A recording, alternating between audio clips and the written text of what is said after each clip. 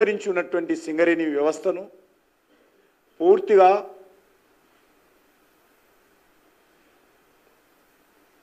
BRS party KCR కుటుంబము తమ రాజకీయ జోక్యంతో ఈరోజు దివాలా తీసే పరిస్థితి తీసుకొచ్చారు. లోపభూయిష్టమైనటువంటి విధానాలతో సింగరేణిని పూర్తిగా నిర్వీర్యం చేయడం జరిగింది. సింగరేణిని ఆర్థికంగా నైతికంగా దెబ్బతీయాలనే కేసీఆర్ కుటుంబం కంకణం కట్టుకుంది.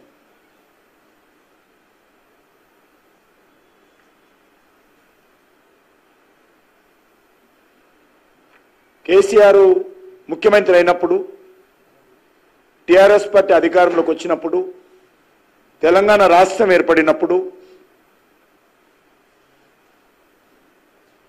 ఏప్రిల్ 1, 2014 నాటికి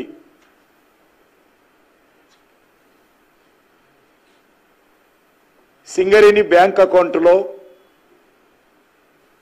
3,500 కోట్ల బ్యాంకులో డిపాజిట్లు ఉండేవి. 2014 ముందు సింగరేణిని తన మిగులు నగదును బ్యాలెన్స్లను పార్కింగ్ చేయడానికి అంటే డిపాజిట్ చేయడానికి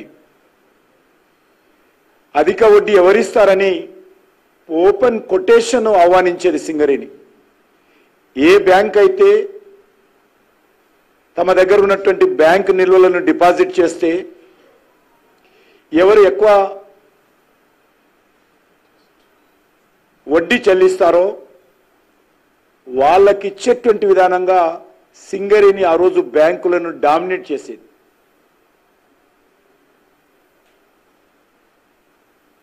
సింగరేణి కంపెనీ 2014 ముందు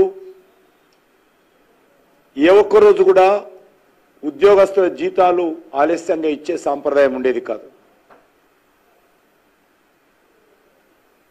కానీ ఈరోజు సింగరేణిని కేసీఆర్ యొక్క అహంకారపూరితమైనటువంటి అవకతవక విధానాలతో అస్తవ్యస్తమైనటువంటి పరిపాలనతో మితిమీరిన జోక్యంతో ఈరోజు సింగరేణిని అప్పుల పాలు చేసినటువంటి ఘనత కేసీఆర్కు దక్కుతుంది.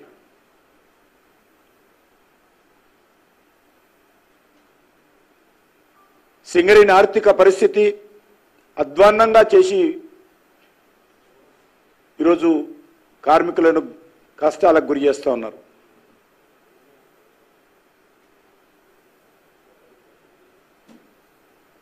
సింగరేణి చెల్లించాల్సినటువంటి బిల్లులు సకాలంలో చెల్లించలేని పరిస్థితి, జీతాలు సకాలంలో ఇవ్వలేనటువంటి పరిస్థితి ఈరోజు మనకు కనిపిస్తూ ఉంది.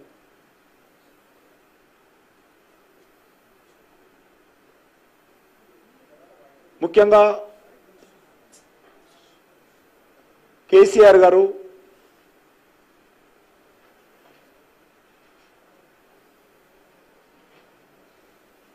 తెలంగాణ స్టేట్ జెన్కోకు సింగరేణి చేసినటువంటి బొగ్గు సరఫరా బకాయిలు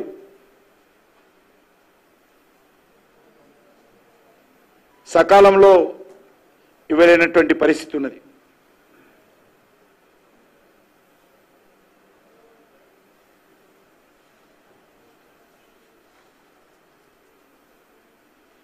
అదేవిధంగా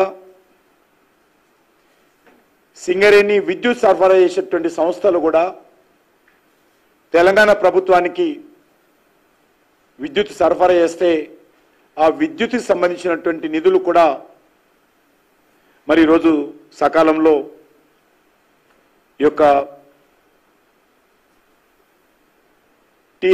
సింగరేణికి ఇవ్వలేనటువంటి పరిస్థితుల్లో ఈరోజు పరిస్థితి ఉన్నది. దీని కారణంగా సింగరేణి లాంటి అతి ఉత్తమమైనటువంటి పబ్లిక్ సెక్టార్ యూనిట్ ఈరోజు ఇబ్బందులకు గురవుతుంది. ఏపీ జెన్కో లేక టీఎస్ జెన్కో ఈరోజు సింగరేణికి బకాయిలు చెల్లించాల్సింది. మార్చి 31 నాటికి తెలంగాణ జెన్కో